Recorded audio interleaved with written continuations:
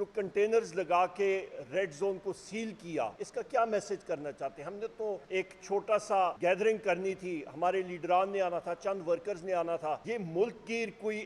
Protest نہیں تھا، یہ مظاہرہ ملک گیر نہیں تھا۔ وہاں پہ تو جس وقت عمران خان صاحب ملک گیر مظاہرے کی بات کرتے ہیں اس میں لاکھوں لوگ آتے ہیں، پر میرا خیال ہے یہ امپورٹڈ حکومت، ان کو میں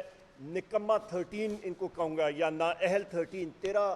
پارٹیوں کا یہ مکسڈ اچار حکومت جو ہے، یہ میرا خیال ہے یہ ہوش و آس کھو بیٹھے ہیں، اور عمران خان صاحب کی کال سے یہ اتنے خوفزدہ ہیں کہ انہوں نے پورے کے پورے ریڈ زون کو بند کر دیا۔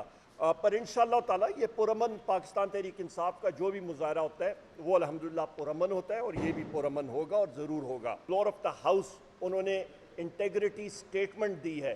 وہاں پہ انہوں نے اور سیکرٹری فائنینس کے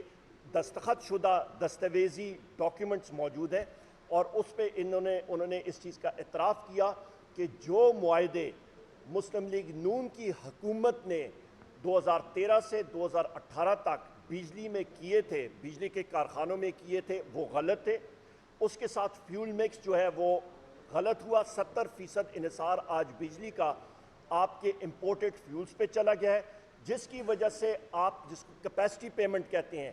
جو کہ 2018 میں 450 ارب تھا اور آج 1350 ارب روپے تک جا رہا ہے۔ اور جس وقت میں پاور منسٹر انرجی منسٹر تھا، میں بار بار کہتا تھا کہ یہ بارودی سرنگیں مسلم لیگ نون نے پی ٹی آئی کے لیے ڈالی ہیں۔ اسی چیز کا اعتراف مفتاح اسماعیل صاحب نے قومی اسمبلی میں اپنی انٹیگریٹی سٹیٹمنٹ میں اس کا ذکر کیا اور اس کو مانا کہ یہ غلط معاہدے فرنٹ لوڈڈ تھے، جس کی وجہ سے آج مصیبت بن رہی ہے۔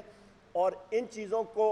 میں یہ بھی کہتا چلوں کہ یہ آئی پی پیز کے معاہدے پاکستان تحریک انصاف کی حکومت نے ان کو ری نیگوشیٹ کیے، جس کی وجہ سے تقریباً اربوں روپے، 47 ارب روپے سے بھی زیادہ اس کا فائدہ ہوا، ورنہ بلکہ 65 ارب روپے سے بھی زیادہ فائدہ ہوا اس سال، ورنہ یہ ان کو دینے پڑتے۔ اور اس کے ساتھ ساتھ میں یہ بھی کہتا چلوں کہ انہوں نے اس چیز کا بھی اعتراف کیا کہ جو ریٹس آ رہے ہیں، جو آپ امپورٹڈ فیول جس وقت آپ امپورٹ کرتے ہیں، اس کا امپیکٹ فیول ایڈجسٹمنٹ چارجز کی حوالے سے آپ کا عوام پہ پڑتا ہے، تو مہنگائی کا ذمہ دار براہ راست جو ہے وہ پاکستان مسلم لیگ نون اور اس وقت یہ امپورٹڈ حکومت ہے، جس کا اعتراف ہو چکا ہے۔ مسئلہ یہ ہے کہ میں یہ ان سے گزارش کروں گا کہ وہ شوگر اور ٹافیاں کم کھائیں، اور بادام 2 کلو میں ان کو بھیجوں گا کہ ان کا حافظہ جو ہے وہ بہتر ہو، اور وہ جو بات قومی اسمبلی میں یا دوسری جگہوں میں کریں کم از کم اس کو وہ یاد رکھیں۔